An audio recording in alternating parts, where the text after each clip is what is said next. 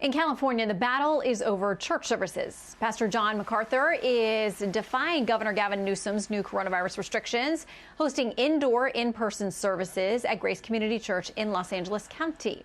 Pastor says he's apparently been warned he could face fines or even arrest if he carries on, and yet he does. Pastor John MacArthur joins us live to talk about that. Pastor, good to have you with us. Thank you, Shannon. My pleasure. Okay, let me start with this headline, a piece written by a doctor. He says churches could be the deadliest places in the COVID-19 pandemic. He says the combination of singing in close quarters and decreased ventilation is nothing short of a petri dish or cell plate for viral growth. What worries do you have or not have regarding, the reality of this particular virus, which seems to be very contagious? Well, there are two ways to answer that. As far as our church goes, we have no one in our church, and we're a church of 6,000 to 7,000 people that we know of who's had any effect if they've had COVID. We don't even know of only a handful of people who had COVID and they were without symptoms. So we've had no issues there. In the state of California, the statistics are about 8,500 to 9,000 people have died out of 40 million.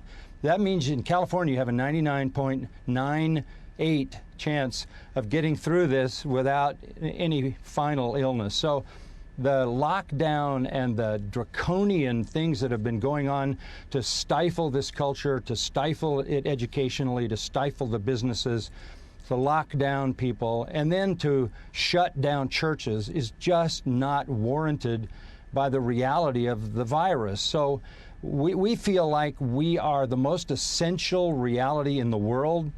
Look, Jesus is Lord. That is the Christian confession. It's always been our confession since he rose from the dead. Jesus is Lord. He's Lord of the universe, and he's Lord and head of his beloved church, which he redeemed with his own blood. He is the head of our church. Governor Newsom is not the head of the church. Mayor Garcetti is not the head of the church. We respect them for their temporal officer leadership in our government, that when they move into the life of the church and tell the church what it can do, they're usurping a role that they don't have. The Constitution doesn't give them the power to do that, and they don't certainly have the spiritual power to do that, to usurp the place that only Jesus Christ has over his church. Okay, let me read you something quickly from another pastor there in California. He says, first of all, I want to stand with Pastor MacArthur in affirming the vital importance of corporate worship. But he says it comes down to four things: the importance of worship, love for neighbor, obedience to government, and maintaining a good witness. He says, what concerns me about defying the state order right now is that it seems to prioritize number one, the importance of worship, is at the expense of 2 through 4, loving your neighbor, being a witness, and obedience to the government. What do you think about those concerns?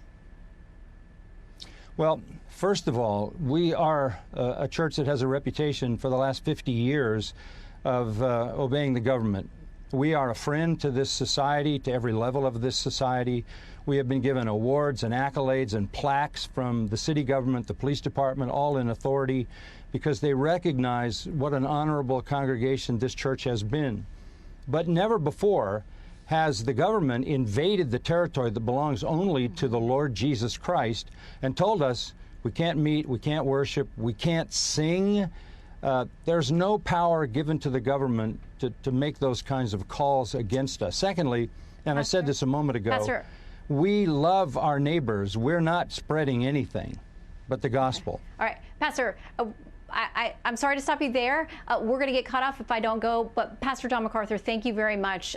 Political news next.